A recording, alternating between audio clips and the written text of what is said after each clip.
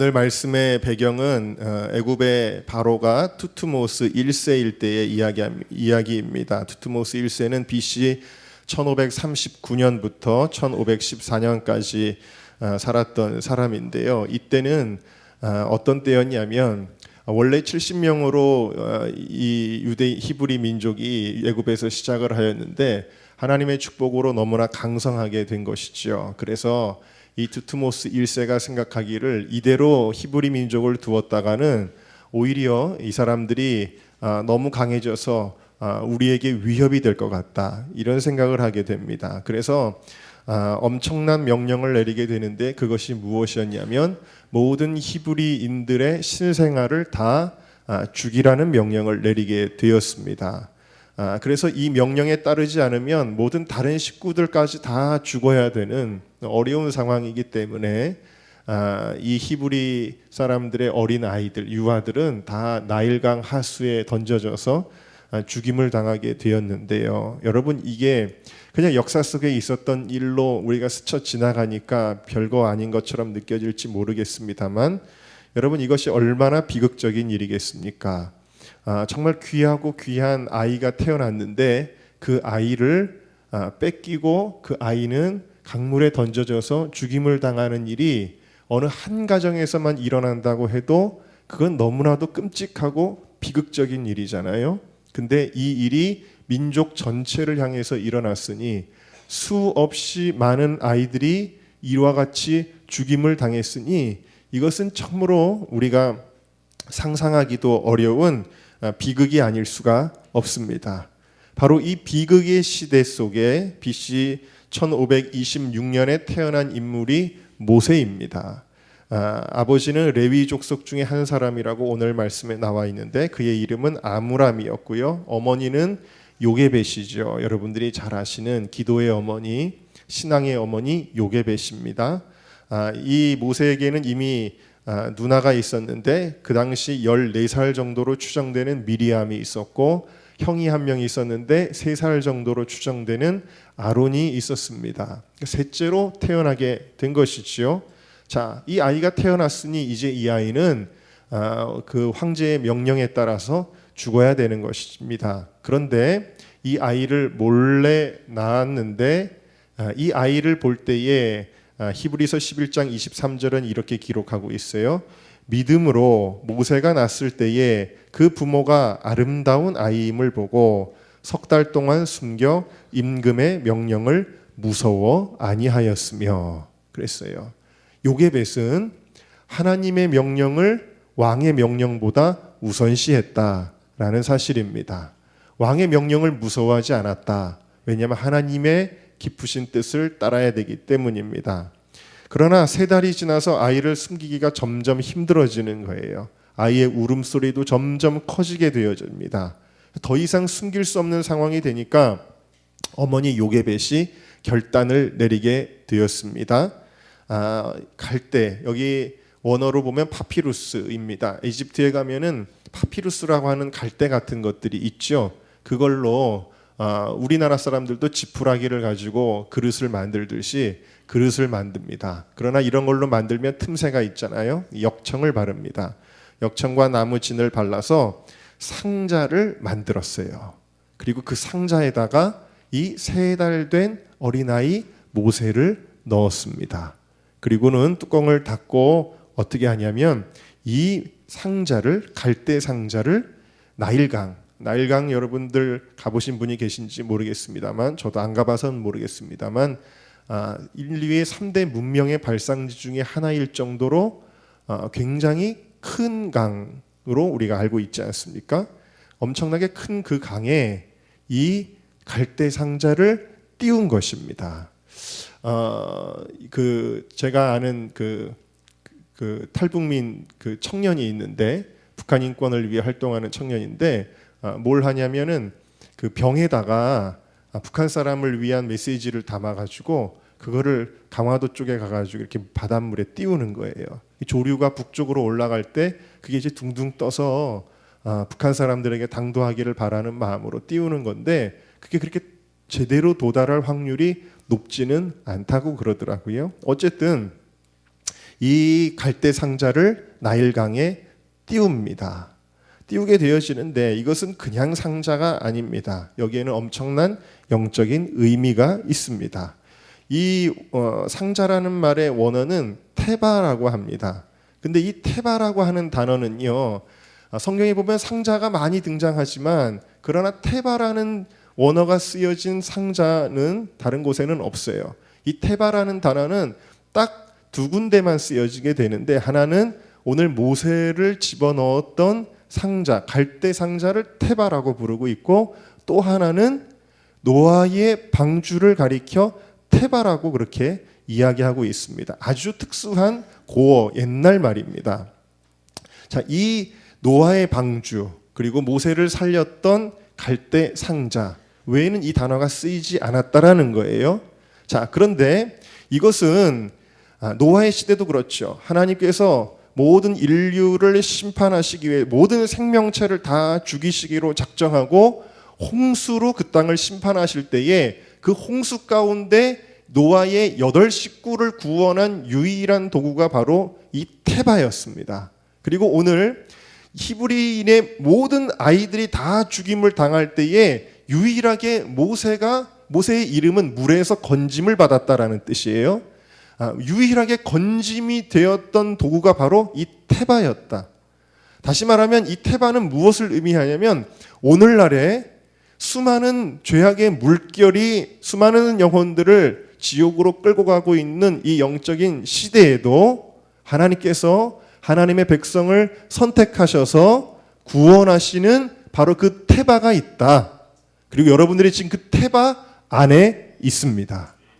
그 무엇이냐? 바로 이 테바는 교회를 가리키는 것입니다. 여러분들 오늘 이렇게 앉아 있는데 이게 꼭 오늘 이 말씀을 전하면서 보니까 우리가 배에 탄 것 같아요.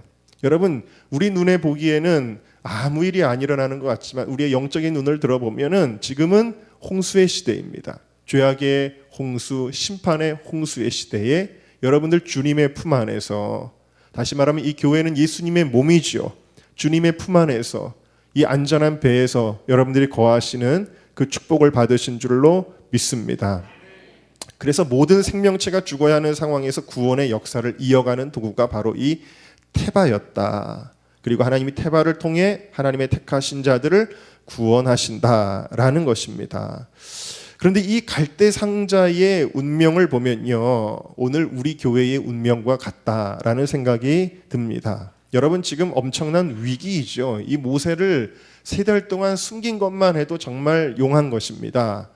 그러나 더 이상 이 아이를 숨길 수가 없어서 갈대 상자에 넣어서 나일강에 띄운다라는 이 행위가 이게 얼마나 무모한 도전입니까? 이 얼마나 위험한 일입니까? 물결이 넘실대는 나일강입니다. 내일 일을 모르는 운명의 강에 띄워져 있습니다. 우리 교회가 그렇다라는 이야기예요.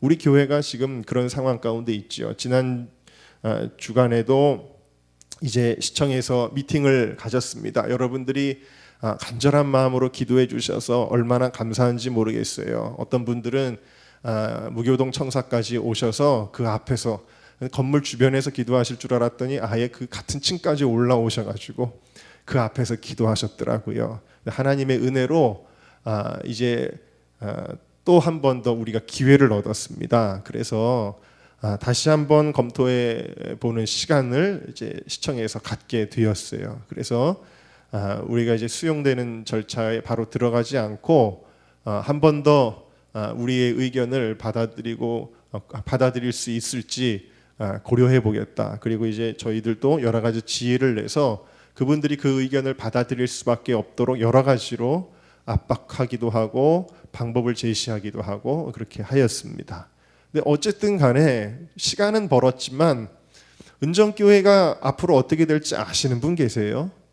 혹시 이제 어떻게 되는지, 우리 교회가 수용이 되는지 아니면은 보상 절차를 밟고 가야 되는지 그거 미리 정확하게 알고 계신 분 계시나요? 그럼 대단하신 분이에요. 왜냐면 저도 모르거든요. 여러분, 우리는 찬송의 고백과 같이 내일 일을 정말 모릅니다. 무슨 얘기냐면 나일강에 띄어진 그 배가 어디로 흘러갈지 아는 사람이 있나요? 그걸 알고 띄웠나요? 그렇지 않다라는 거예요. 우리의 운명이 나일강에 띄워진 갈대 상자 같다라는 사실입니다. 여러분, 이제 우리는 어떻게 해야 하지요? 이 나일강에 띄워졌습니다. 우리는 이제 어떻게 해야 되지요? 여러분, 어떻게 해야 될까요? 우리가 할 게 없어요. 하나님께 맡겨야 됩니다. 하나님께 맡겨야 됩니다. 여러분, 배를 지으면 이 배에는 여러 가지 장치들이 있습니다. 프로펠러가 돌아가는 엔진이 있고, 뭐 옛날에는 노를 저었죠. 노를 젓든지, 아니면은 어떤 배는 바람의 힘으로 가기 위해서 돛을 답니다. 그러면은 돛의 방향을 틀어가지고 그 방향을 조절을 하지요. 또 키라는 게 있어요. 키. 그래서 이거는 자동차의 핸들과 같은 거죠. 그래서 이 키가 왼쪽으로 움직이면 배가 왼쪽으로 가고, 오른쪽으로 움직이면 오른쪽으로 갑니다. 당연히 이런 장치들은 배를 만드는 데 있어서 필수입니다. 그런데 노아의 방주는요, 어떻게 만들었냐면 돛도 없어요. 노도 없어요. 키도 없어요. 아무것도 없어요. 그냥 배입니다. 그리고 오직 창문이 어떻게 나 있냐면 하늘을 향해서만 나 있습니다. 노아의 방주는 어떤 배냐면요, 여러분, 노아가 이 방향으로 가야 되겠다, 홍수를 피해서 저 방향으로 가야 되겠다, 그런 배가 아니라 하나님이 이끄시는 대로 정처 없이 떠다녀야 하는 배가 노아의 방주였어요. 그리고 그 배는 오직 하나님만 바라보고 하늘을 향해 기도하는 것밖에는 없는 배가 노아의 방주였다라는 사실입니다. 그런데 하나님께서는 그 배를 인도하셨습니다. 그리고 하나님이 정하신 아라랏산의 마지막에는 정박하게 인도해 주신 것입니다.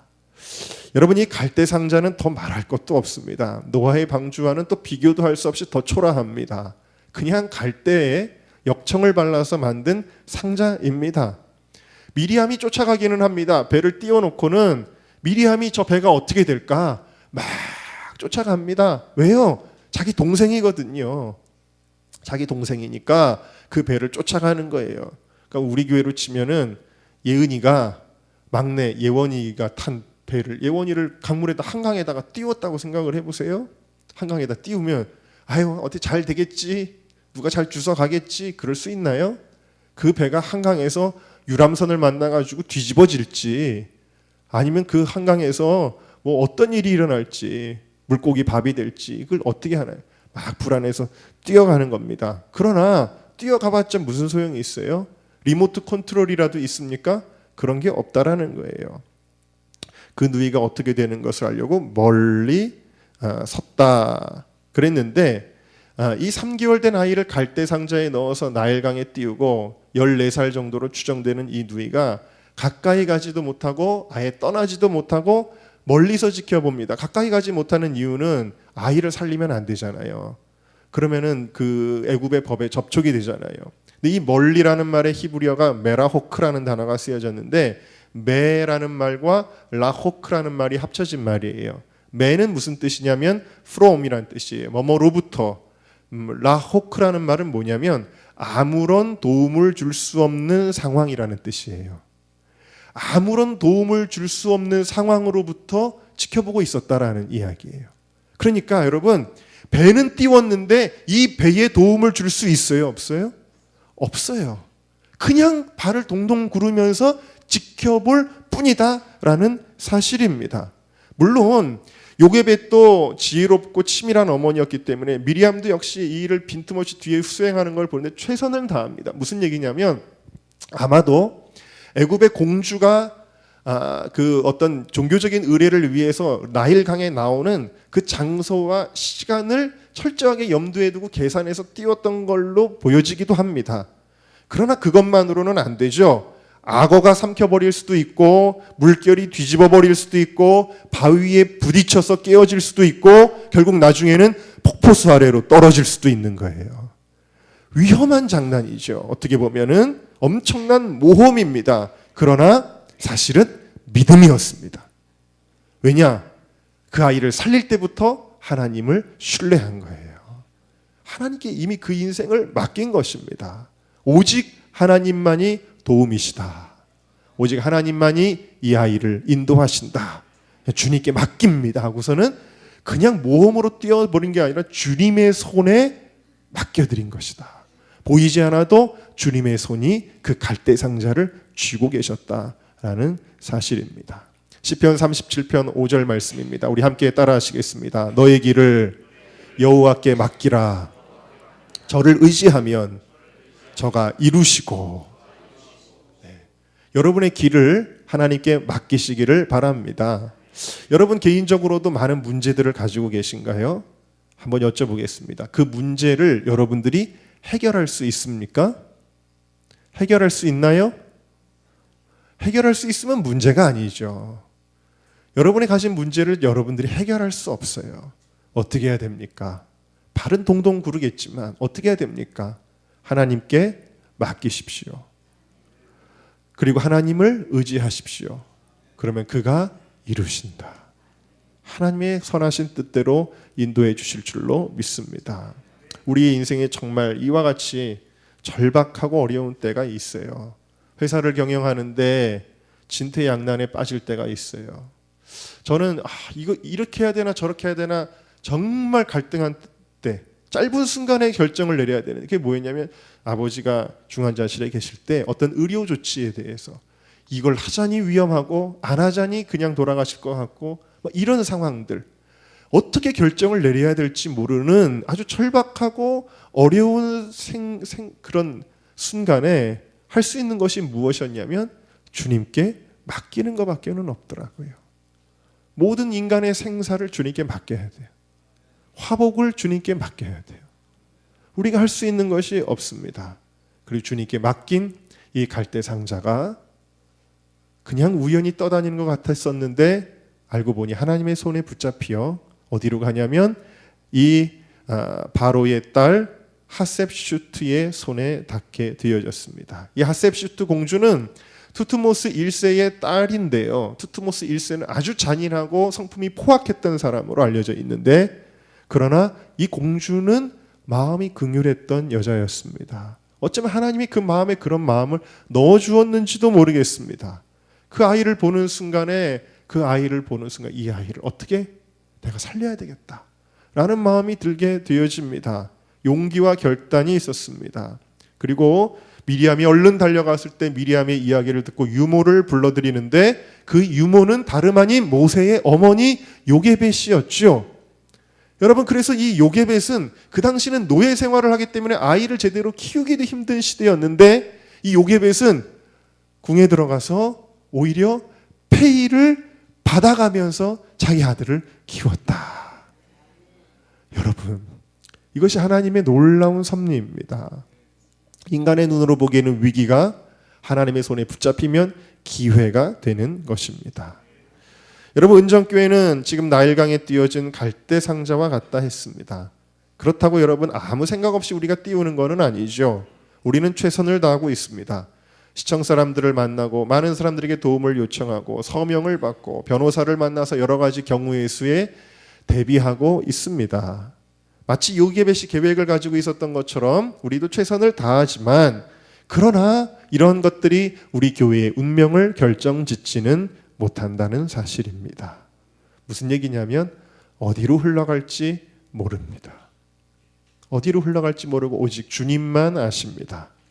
그러나 우리가 주님을 신뢰할 때 그리고 믿음으로 기도할 때 하나님께서는 이 갈대 상자가 하나님의 계획 안에서 가장 좋은 곳에 당도할 수 있게 해 주시는 것입니다. 그곳은 어딘지 주님만이 아시죠. 그러므로 여러분 주님께 우리는 맡겨야 합니다. 그러나 여러분 맡긴다는 것은 배에 띄워놓고 멍청하게 쳐다보고 있는 것을 의미하지 않지요. 가만히 있는 것을 의미하지 않습니다. 주님께 맡긴다는 것은 우리가 적극적으로 하나님의 뜻이 이루어지기를 기도하는 것입니다. 그게 맡기는 거예요. 그냥 가만히 있는 사람은 맡기는 게 아니라 포기하는 겁니다. 그럼 포기하는 거예요. 주님께 맡기는 사람은 열심히 힘을 다해 하나님을 의지하여 전심으로 기도하는 거예요. 우리에게 필요한 것은요, 우리 교회가 어떻게 될 것이다, 어떻게 되는 것이 좋다라는 정보가 아닙니다. 우리에게 필요한 건 정보가 아니라 믿음입니다. 어떤 믿음이냐? 하나님께서는 은정교회를 향한 놀라운 계획을 가지고 계시며 그것을 위해 지금도 일하고 계시며 반드시 성취하실 것이다. 여러분, 사단은요, 하나님의 계획을 싫어합니다. 그래서 그것을 방해합니다. 그래서 이 신생아를 다 죽이겠다고 하는 것도 하나님의 백성의 혈통을 끊어버리겠다는 것이며 모세의 출생 자체를 막아버리겠다라는 이야기예요. 예수님 때도 똑같은 일이 일어나는데 메시아의 탄생, 그것을 통한 인류의 구원을 사단은 막아보려고 했습니다. 그래서 어떻게 했죠? 똑같이 모든 신생아들, 아니 유아들을 두 살 아래로 다 죽였죠. 엄청난 피해 학살이 일어난 거예요, 여러분. 노인들을 죽인 것도 아니고 어린 아이들을 다 죽였어요. 피해 학살이 일어났습니다. 사단에 의해서. 왜 그렇게 했을까요? 구원의 역사를 방해하고 막기 위해서였다라는 사실이지요. 그 이후에도 예수님을 끊임없이 대적하는 대적자들이 있었습니다. 왜 그랬을까요? 하나님의 아들이 인류를 구원하는 일은 막아야 돼. 그게 사단의 노력이었죠. 그리고 마침내 그들은 어떻게 생각했냐면 사단은 예수를 죽이면 수포로 돌아갈 거야. 그래서 그들은 예수님을 십자가에 못 박아 죽인 거예요. 근데 하나님은 놀라우신 분. 그 사단의 계획조차도 그 악을 하나님께서는 활용하셔서 예수님이 십자가에 죽으시는 것을 통해 인류를 구원하셨어요. 부활하심으로 우리에게 생명을 주셨어요. 무슨 이야기입니까? 하나님의 계획은, 함께 따라합시다. 하나님의 계획은 그 누구도 막을 수 없다. 여러분, 은정교회에 어떤 집사님이 저한테 그러셔요. 목사님이 기도의 집을 선포하자마자 이 일이 터졌어요. 그렇게 이야기하세요. 저와 동역하시는 우리 하늘영광교회 김장한 목사님도 저한테 만날 때마다 그런 얘기. 목사님, 그 은정교회 지금 어려움 당하는 거 그냥 우연히 일어난 일 같지 않은데요. 하나님의 계획을 방해하는 것 같습니다. 저한테 그렇게 조언을 해주시더라고요. 여러분, 참 이상하지요? 기도의 집을 선포하자마자 우리에게 안 좋은 소식이 들려왔는데 이것은 저와 우리 모든 성도님들을 낙심에 빠뜨리고 하나님의 계획을 방해하려는 영적인 전쟁일 수 있다라는 사실이에요. 다시 말하면 시청 공무원들과의 어떤 문제가 아니다라는 것입니다. 우리는 좀 더 빅 피처, 요즘 유행어죠. 큰 그림을 봐야 된다.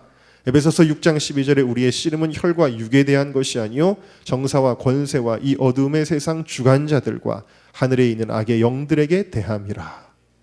여러분, 우리의 싸움은 사람과의 싸움이 아니다. 이것은 영적인 싸움이다. 하나님의 계획을 성취하기 위한 싸움이다라는 사실을 기억한다면 우리는 기도해야 되는 것입니다. 기도할 때 영적 전쟁에서 반드시 승리할 수 있습니다.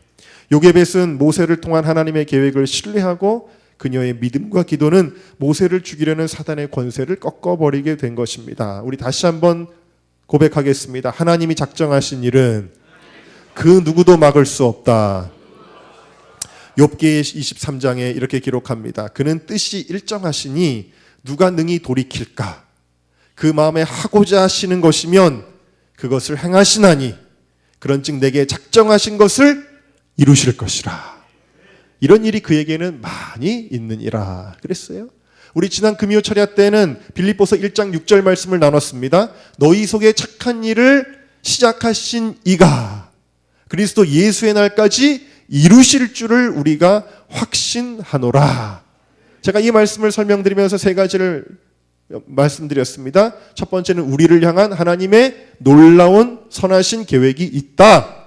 두 번째, 이 일을 우리 안에 두시고 행하시게 하신다. 세 번째는 하나님이 시작하신 일은 하나님이 반드시 이루신다.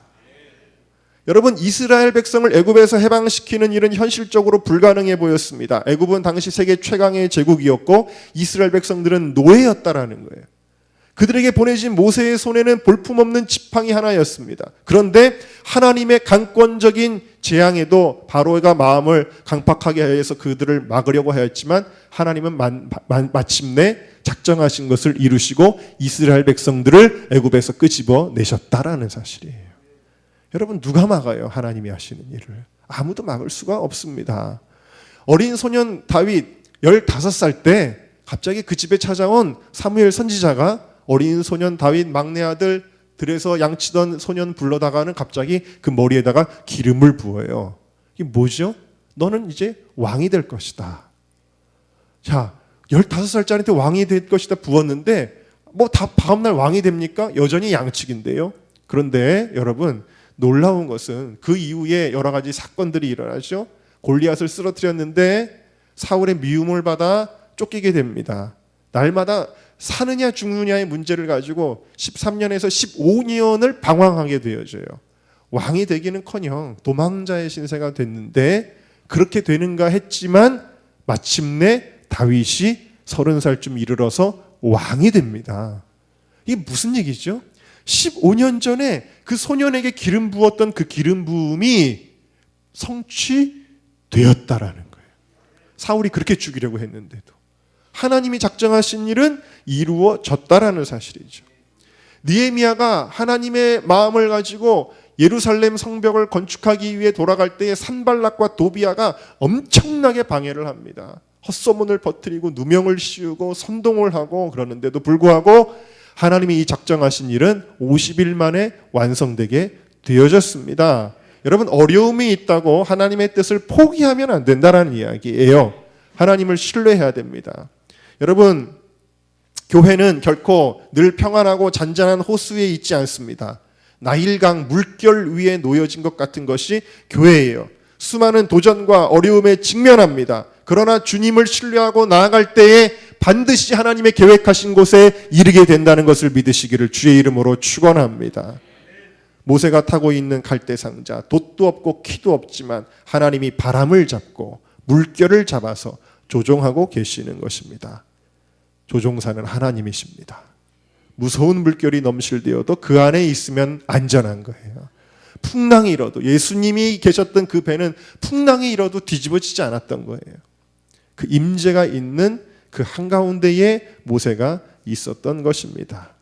호레시오 스페포드라고 하는 사람이 있는데 1873년 11월 15일에 아내와 딸을 실은 프랑스 여객선이 침몰해서 하루아침에 가족들을 잃었어요.